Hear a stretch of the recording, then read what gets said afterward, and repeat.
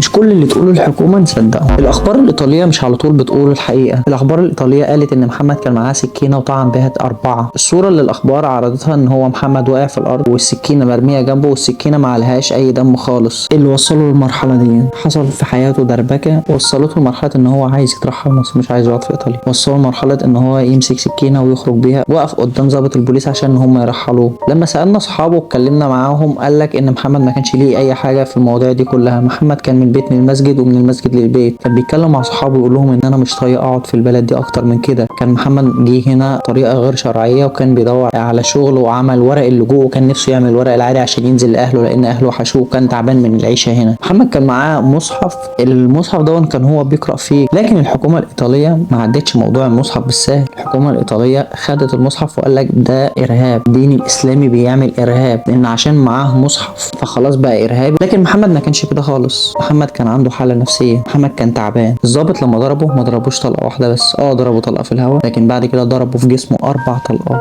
كل اللي قلناه يا جماعه في الفيديو بتاعي الاولاني قلت اللي اتقال في الاخبار وعلى الصحف والجرايد، وعندكم جريده ريا ممكن تشوفوا من عليها كل حاجه. الله يرحم محمد. اللي كانوا يعرفوه عمر ما حد فيهم قال عليه كلمه واحده بس. لو كان شخصيه وحشه كانت الناس قالت ده شخص وحش. ده محمد، وده الفيديو اللي اتصور لمحمد قبل اللي حصل